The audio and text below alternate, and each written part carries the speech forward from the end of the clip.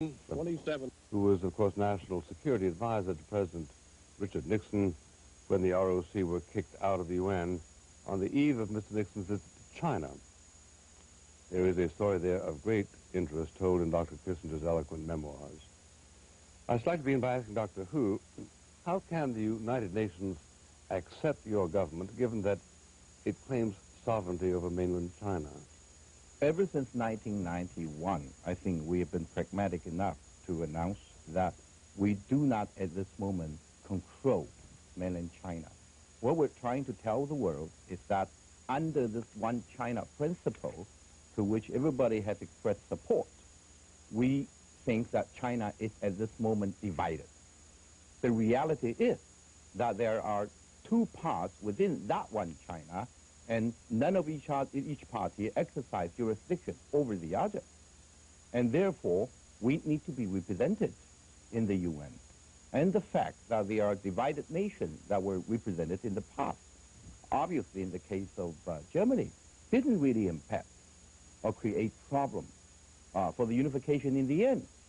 So at this moment, we're saying that 21 million people in Taiwan do not have proper representation in any of the important international government organizations, and it would not harm the international community. And it would also meet the needs of our dignity and needs for us to be re-involved.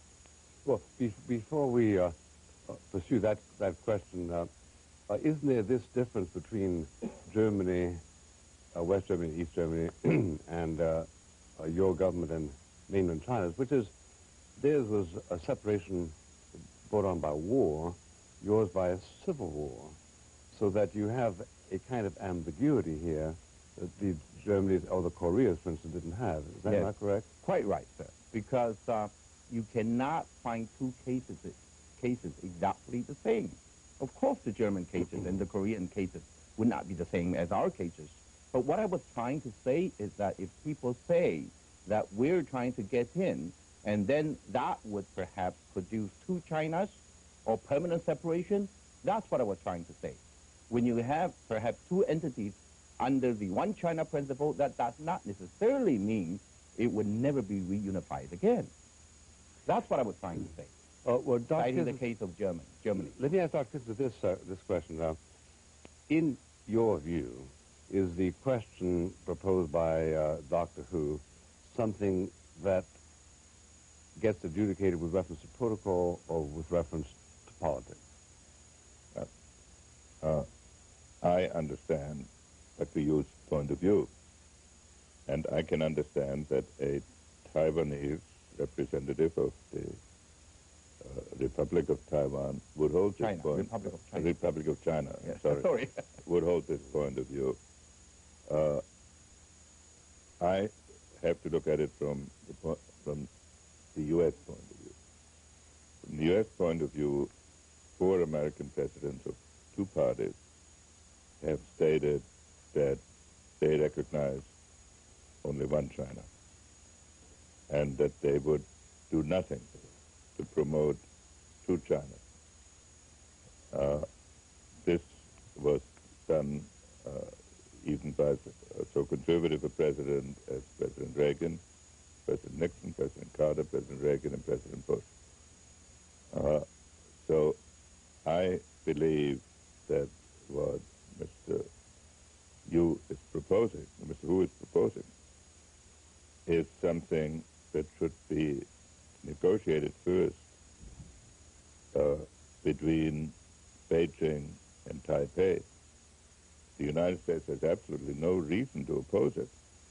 The United States would have every reason to support it if there is some prior understanding between the two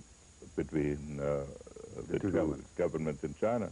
Is that in prospect, Dr. Hu? And I can make just one more point. The German case was only settled after the 2 German governments had come to some agreement and had agreed between themselves, and then it was also supported by the United States. Yes, I agree entirely to what Dr. Kissinger was saying, but let me repeat again that our wish to be re-involved in the United Nations does not violate the one China principle in any way, as I have stated already. we're going in, hopefully, to receive and achieve an international status that is very vital for our own survival and development prior to reunification of one China. But at this moment, China is divided. Why, and why there is it vital? Why is it vital? I mean, you've been terribly isolated in the Yes. past. And Yes. 20 years ago, Yes. people wouldn't talk to you practically, That's except, right. except me and Dr. Kissinger. A dirty word. That's right. But since then, the vibrancy of your own economy and your extraordinary reestablishment of democracy have made you a powerful country. Why does membership in the United Nations mean so much Yes. to you? Yes. Two things, sir. First, the fact that we have been able to do all right in the past without being positively or actively involved in the international organization does not mean that in the future, when the world may be becoming more smaller and interdependent perhaps, when the World Trade Organization is being formed, more interactions, that would also guarantee our future prosperity. In other words, we have been able to do this being isolated in the past. But we worry that perhaps in the future, when everybody else in the party, we're the only one left alone. When they're making decisions, important international decisions, we're not being considered. And, you know, people at home jokingly said, what do you want us to do? You want us to fail our economy so we are more qualified to be admitted into the UN? I mean, we're not being accused of being too successful, so we don't need the UN. But the fact of the matter is, our people feel very frustrated when we do not, when we are not treated with perhaps fairness when we travel. You do not know, perhaps, sir. No, one thing. Yeah.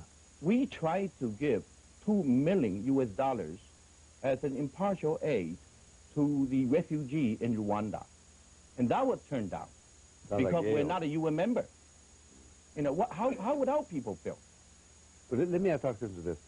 After the ouster of Taiwan, the Taiwan Relations Act was passed in the House and Senate, and it said, in effect, to mainland China, don't try to occupy Taiwan because we're not going to let it happen. Now, do you interpret that act as extending such protections as Taiwan would need in the event of its diplomatic isolation, as Dr. Hu fears? Starting with the first visit in China, and even in the Shanghai communique, the United States stated its conviction that the unification of China should be achieved by peaceful means. And in every subsequent American declaration, including the China Relations Act, which I think happened in the Carter administration, that conviction was asserted, and therefore the United States certainly would oppose the use of force in the settlement of the Taiwan issue.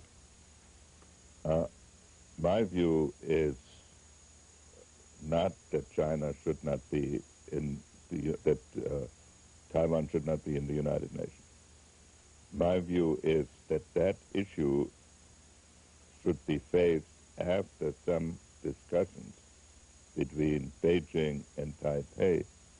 I believe also that Jiang Zemin, the president of China in February, made a speech on which it would be possible to build, unless there are some Chinese formulations in there that eluded my less developed brain, because he said that China did not want to have Chinese fight each other, that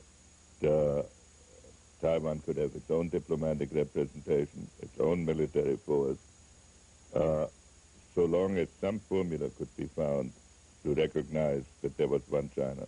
And in a number of international institutions, the Asian Development Bank, and a number of other places. At the Olympic Games, a formula has been found by which Taiwan participated as a clear entity. That's right. And yet the principle of one China was recognized. Now, I believe the more constructive approach would be for the United States to encourage China and Taiwan to settle that issue and then for the Republic of China to enter the United Nations the way the two Germanys did. And Dr. Hu, my impression is that's achievable. No, is this possible, or is this simply a dialectical, or certainly an improbability? Is it dialectical impossibility? It is not possible at this moment the way we see it. Dr. Kissinger mentioned the Olympic Committee, the ADB, but in all these cases, in the case of the International Olympic Committee, in the case of the Asian Development Bank, in the case of APEC, and in the case of GATT, which is going to happen, in all these cases where Peking and Taipei are both perhaps member units, we have to fight very hard to secure enough international support. It didn't happen as a result of our direct negotiation or communication or talking with Beijing, and then reach consensus. We have to secure enough international support, and then, sadly admitting, our Chinese own brothers then decide that there's no way they could stop us. Then they say, okay, you come in, but you have to be called Chinese Taipei or Taiwan Common China or Taiwan oblique bracket, whatever. Then they fiddle with names.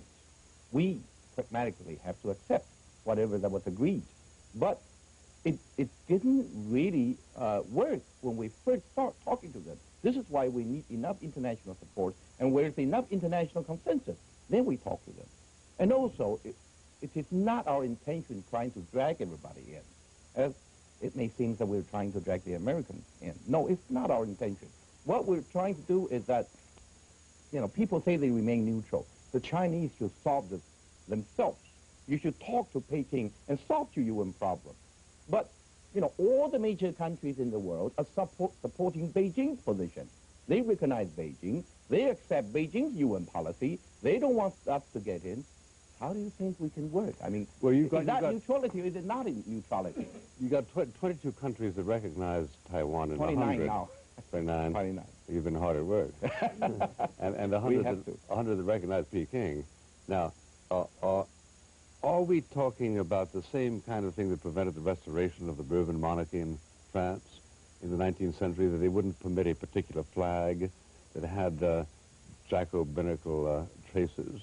Yeah. Or are you saying that it is more than that, that it's a problem of realpolitik?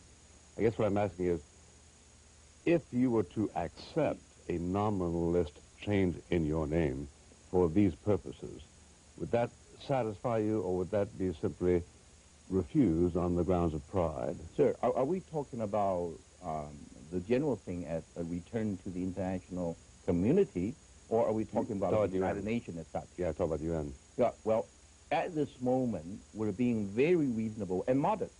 What we really want at this moment is the establishment of a study committee by the UN to study the question of the non-representation of the 21 million people that need to be represented in the international organization. We're not saying anything. Does Dr. Kissinger you have a problem with that, do you? We're only asking for a study committee. If I were conducting U.S. policy or advising on U.S. policy, I would be very, very sympathetic to a dialogue between Beijing and Taipei. Yes. And I would strongly encourage it, and I would let both sides know that our goodwill is related to this. So I would not want to get the United States into a position of confrontation with Beijing when we have problems with Japan, when we have unsettled conditions in Russia and other parts of Asia. We went to Beijing not because we loved the system originally, but because we thought it was needed in the American national interest. And so we should always calibrate this, but certainly a dialogue between Beijing and Taipei is highly desirable. On the study commission, it depends. The problem is both Chinese sides are extraordinarily clever. And so we have We're to not make as sure... clever as you are, sir. No. I once said to the Chinese, the Communist Chinese Prime Minister, Zhou Enlai, he said to me, "You're a very intelligent man." And I said, "By this you mean by Western standards, by Chinese standards, you think I'm of average intelligence?" He didn't say, "Oh, no, you're smart even by..." I say now, by Chinese standard, you're also intelligent. Exactly. I'll make your day. I'll make your you day. made my day. You made my day. Anyway, what I want to make sure of is that there are not some arcane formula which are difficult for us to grasp, which drive the other side right up the wall, No. and which are designed for that purpose. I happen to believe that a solution is possible, and not just from a position of total neutrality, because I think Beijing is realistic, and it realizes that this issue cannot be left hanging forever. Well, let me ask this question, a technical question. Does the veto authority of mainland China in the Security Council extend to vetoing a proposed commission of the kind you're talking about, or is that simply up to the Secretary General, the General Secretary? I think these were defeated for twice, last year and the year before. Where? Defeated where? Defeated in the, I think, the steering committee or the agenda committee, whatever it is. Well, so, It didn't even become a live agenda, on the, an item on the agenda. It was moved. But a Right. veto was not exercised? No, obviously. not necessarily then. I mean, it hasn't even reached that stage. Our friends, some of our member states of the UN, only proposed, I think it was 14 or 18, proposed that the establishment of a study committee. That's all we asked for. We're not talking about names, formula, status. How do you account for its defeat at the administrative level? Was it pressure from China, from mainland China? Well, obviously. I mean, a lot of people spoke And against the it. question is, does the study commission imply, what is it supposed to study, the modalities of entry, or No, whether it should enter? How this question, this obvious question of the lack of representation of the 21 million people in Taiwan. Yeah, but should that be- already presupposes that there will be an entry, and that the only question to be studied Not- is the there- modality. It could be a long list of options from a certain kind of status to certain kind of status. We are very careful. We're not even making public these options, because we know someone will make sure that once it does become a live item on the agenda, if we say these are our options, someone will make sure that we start from the bottom and work our way down. Would you accept So we will observer status? not say anything now. Would you accept observer status like the PLO? So you're asking me to do Switzerland? just what I said I wouldn't do now, because I just cannot do that. We I learned know. our lessons, bitter lessons in the past. We're actually nice people who want to make friends with the world. Even with Dr. Kissinger, you can see that.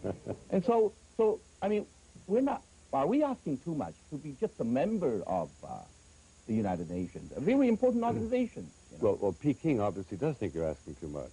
And since they are the most formidable obstacle to your getting back in, we have to weigh their motives and their authority, right? What are their This is motives? what Dr. Incidentally, I Kissinger want to said. make This is clear, what he said, yes. based on the comment of Mr. Yu, I am not even remotely unfriendly to Taiwan. I didn't say that. I have to look at this from the fundamental issue of the United States, its position in Asia, its relationship to all the other countries, and the role of a country that has 1,200,000,000 population. And I would like to navigate this crisis by the United States maintaining good relations with Beijing and using these good relations to protect the ability of the people in Taiwan to lead their own lives, which has been my consistent position. This is the only issue here. And I believe, as I've said before, that this issue can be resolved between Beijing and Taipei without a confrontation between the United States and Beijing. That's the only difference. No, I agree. Difference between as many of yes. these modalities you're talking about, I think can be worked out. No, yes, there was a time that a lot of decision has to be made, adjustments in policy has to be made in the past. But there also comes to a time at this moment when people say that 1 billion people should not be ignored by that important international organization. It was right. But now, also, this 21 million people should not be ignored. by the same token. And we are also trying hard to talk to them. Retrospectively, you think mainland China should have been recognized before it was? Well, this is a decision for the countries, you know, the United States and other countries to decide, isn't it? Now it seems that one has to be realistic. They are there. They need to be reckoned with as a major factor in the international relations. We have no problem with that. But we just don't want to be victimized by the bilateral consideration between a major power and their relationship with mainland China. Let it be two parallel lines, not a triangle over which we're always victimized. Well, the only difference between Mr. Yu and myself is, should this be imposed on Beijing by pressure from the outside, or should it be encouraged in Beijing by discussion? And I believe that discussion is important, the better way, and in the end, probably the more effective way. We're trying.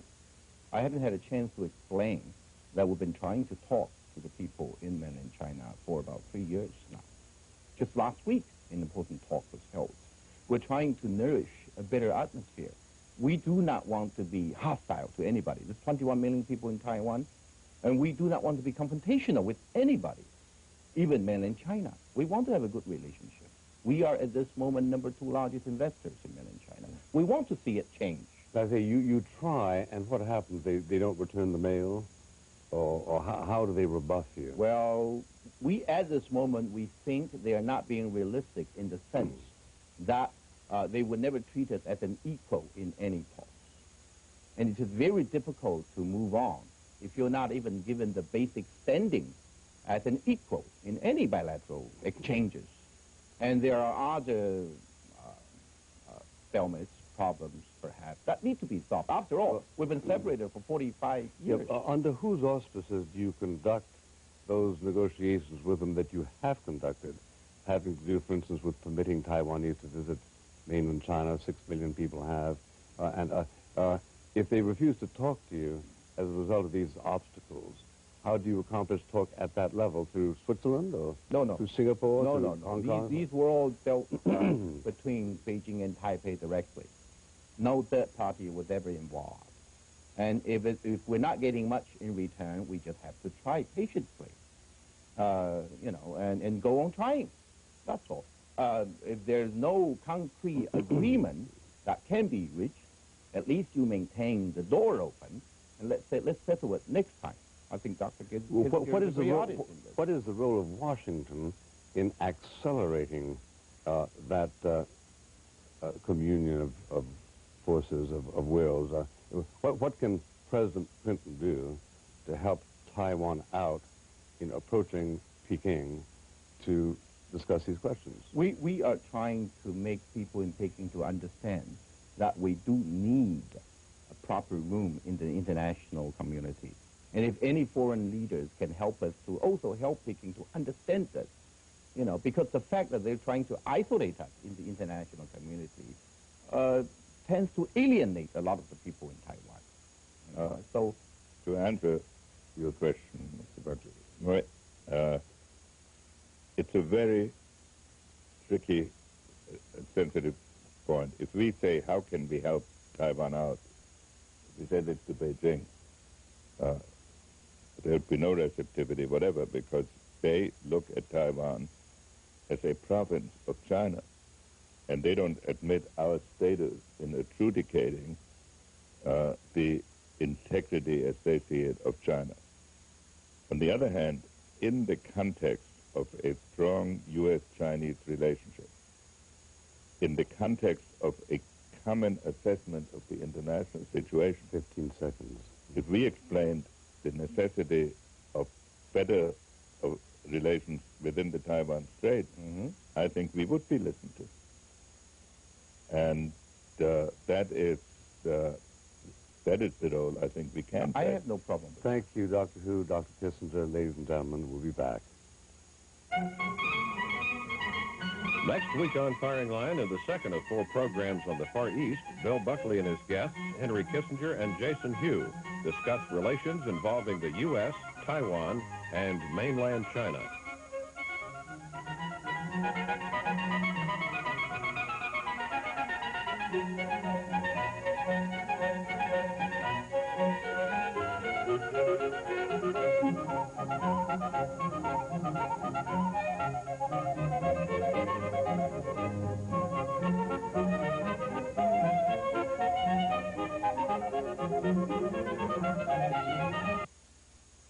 This program was a Warren Steibel production in association with South Carolina ETV. Funding for Firing Line was made possible by a major grant from the John M. Olin Foundation, Incorporated. Additional support was provided by the Annenberg Foundation and the Friends of Firing Line.